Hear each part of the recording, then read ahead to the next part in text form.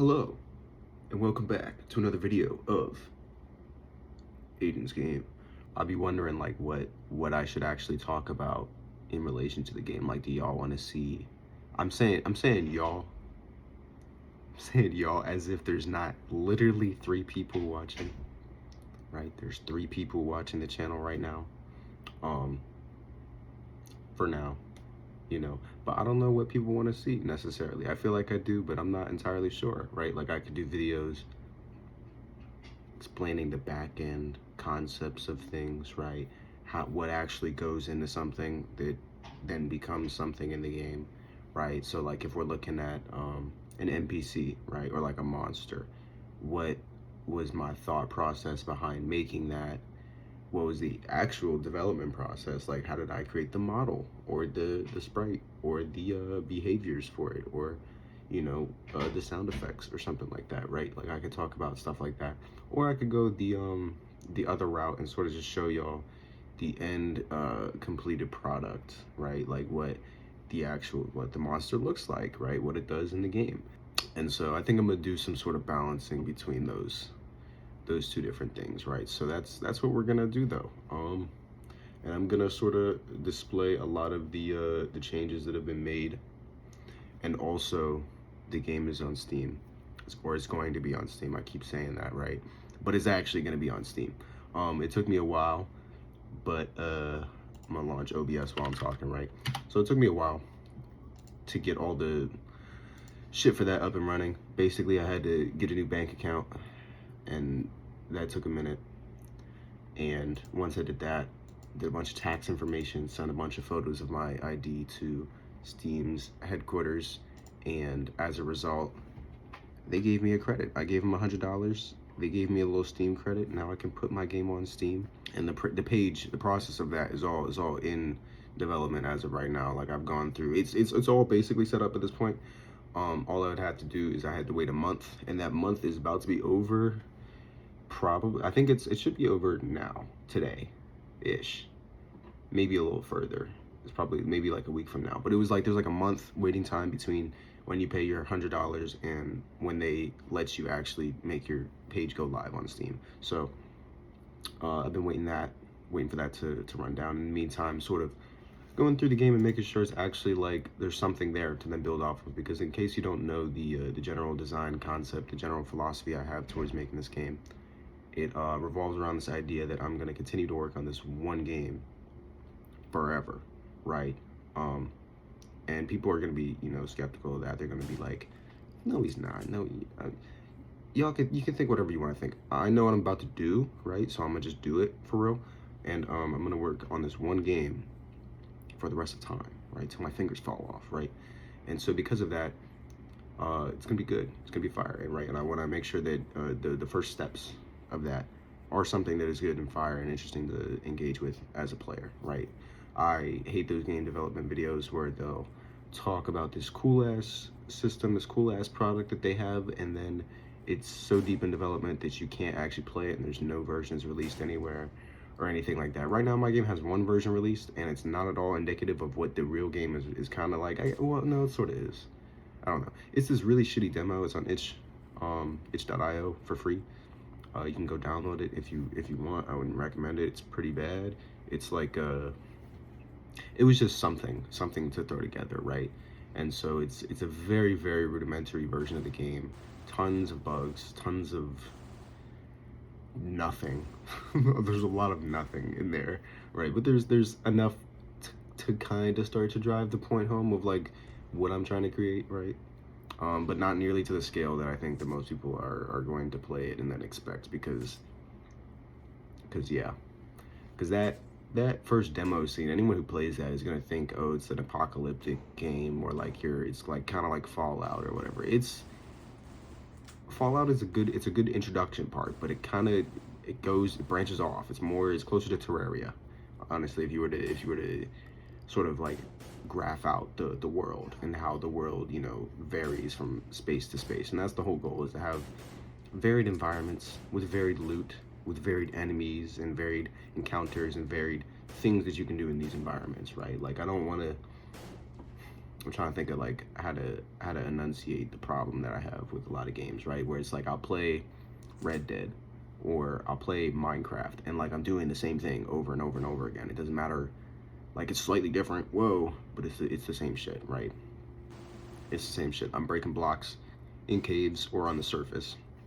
I'm shooting cowboys or I'm lassoing cowboys, right? Like there's not a whole lot of variety there. So how do we introduce that variety? Well, you add different things to do first off. So it should be more than just, you know, breaking blocks, shooting cowboys, lassoing cowboys. You should be able to do everything. You should be able to do your taxes. You should be able to, you know, build shit. You should be able to, you know, start fires. You should be able to fucking, I don't know, whatever niggas want to do.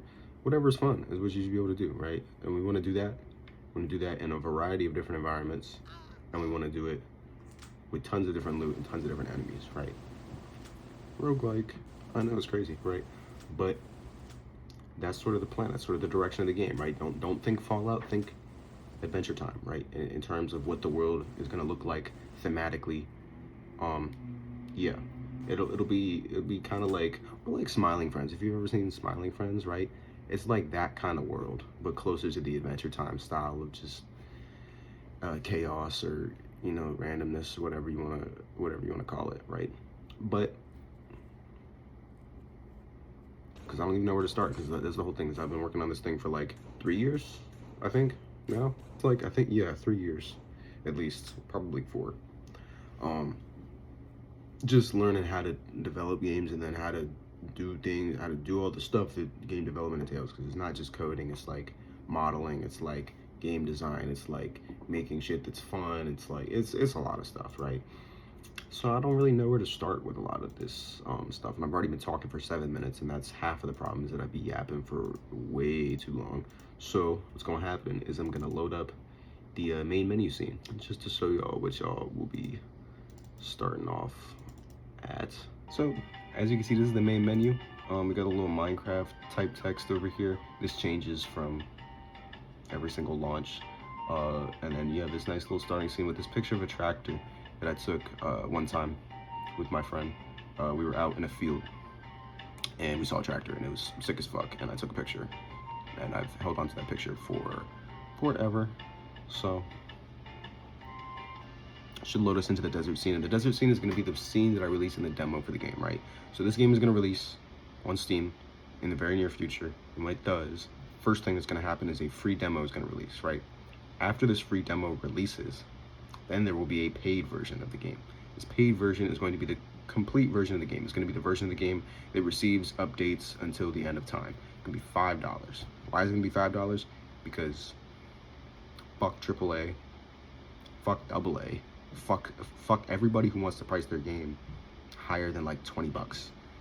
Love ya, love your game, but dear God, I'm poor and I don't have money, and I'm not gonna buy your game if it's more than like, if it's more, me personally, if it's more than 20 bucks, I'm not buying it. Straight up, I'm just not purchasing it, because it's not like, the amount of enjoyment I'll get out of that shit, it might be worth the 20 bucks, but like, 20 bucks is a lot of fucking money, bro. You know how much, like, and I'm a college student too, so like, dog, I could go to the vending machine, get that shit. I could use that shit to go buy drugs. I could do literally anything with 20 bucks. I'm about to buy a game with that shit? Hell the fuck no, right? So I want to sort of see if I can set a standard for folks moving forward, right? Like, if my game becomes wildly successful and it's $5, then what's the excuse behind your dog shit being 100 plus, right? I'm talking GTA 6 specifically. I have a feeling that that game is going to be at least $90, bare minimum.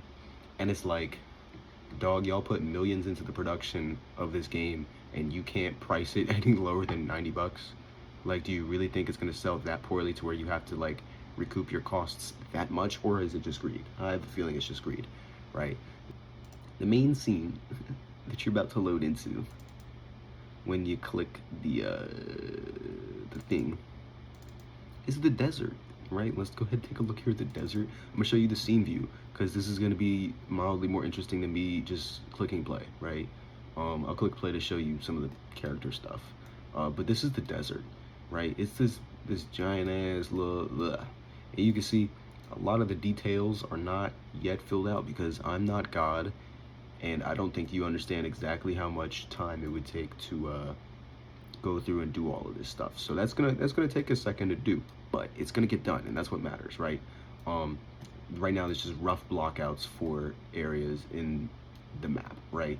So I'll just give a brief overview, right? And then these green boxes are places where there is triggers. Basically, it lets you go to a different part of the map, because this entire segment here is one biome, I guess, one part of the world, one little area within the map. So this is the desert one, as you could probably tell by the pyramids and the sand and shit. There's also one that is winter flavored. There's also one that is forest flavored. There's going to be another one that is crystal flavored, right? So think crystal dudes from Adventure Time. And then there's another one that's going to be autumn flavored, I guess is the best way I can describe it. Think like Halloween, right? It's basically going to be a section of the world where there's like living squash people and like walnuts walking around and shit, and orange grass, and it's hard for, like, I can visualize it very well. I could probably draw it for y'all. Maybe I will, because I don't know when this video is going to come out. Maybe I'll throw pictures on screen.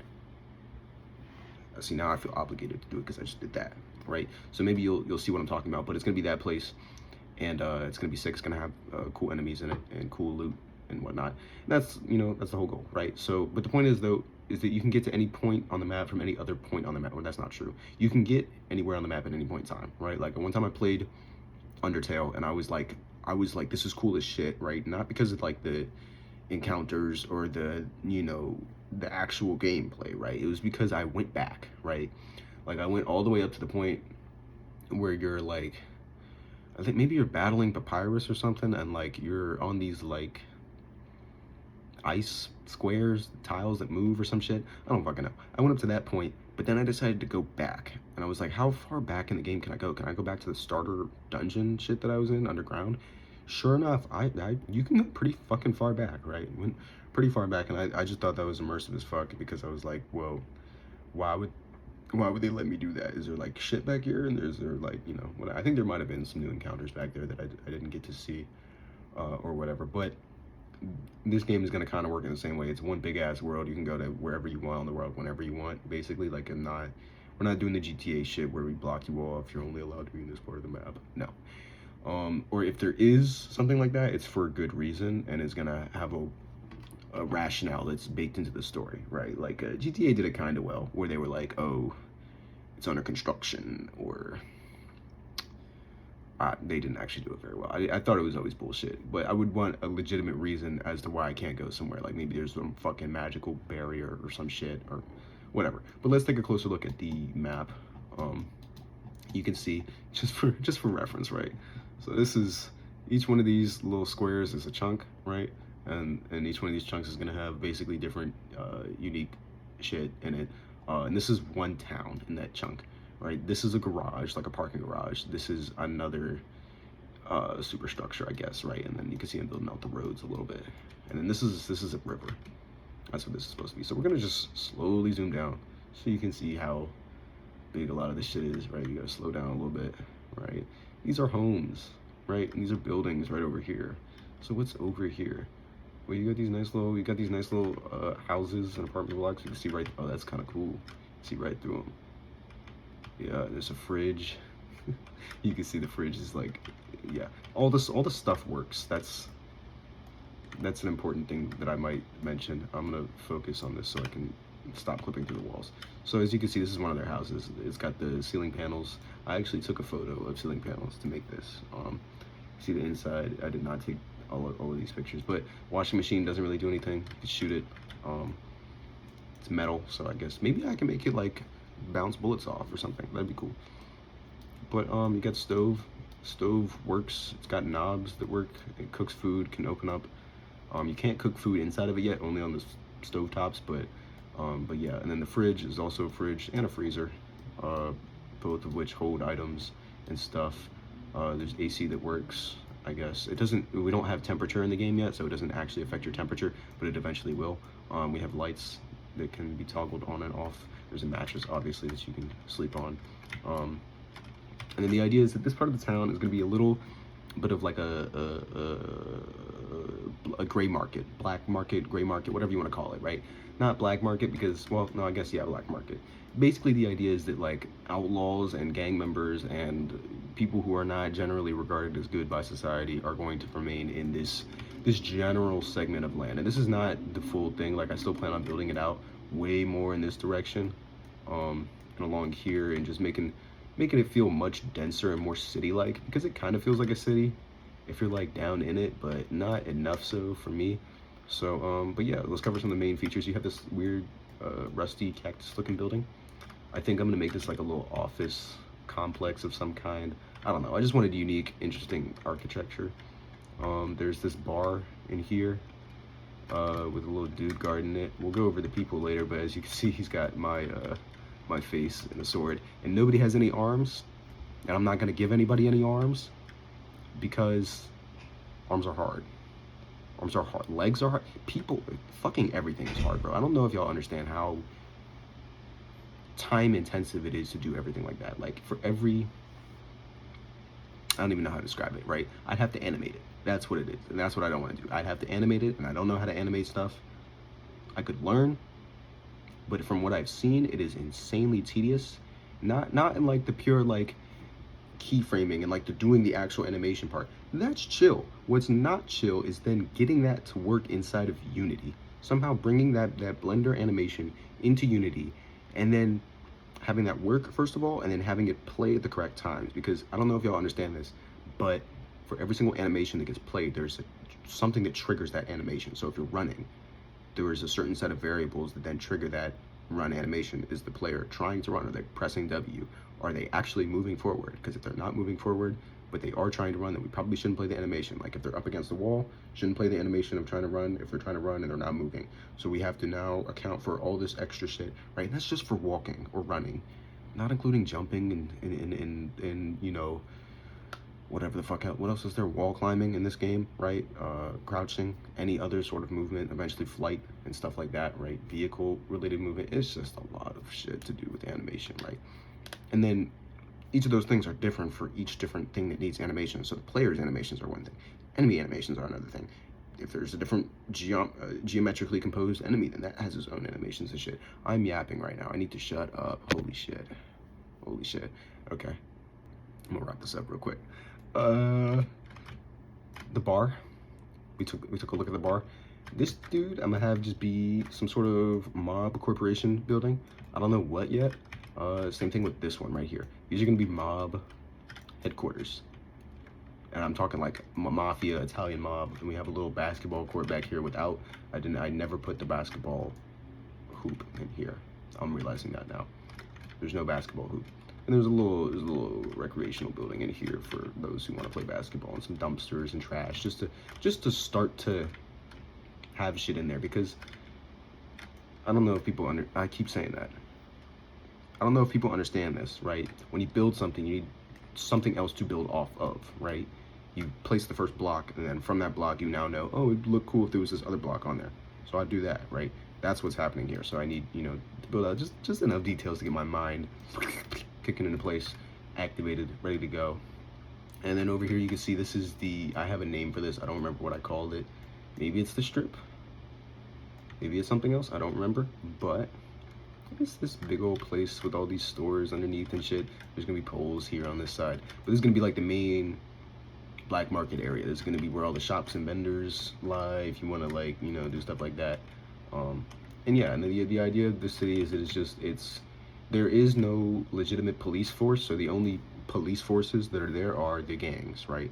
And there's the mafia is one of those gangs.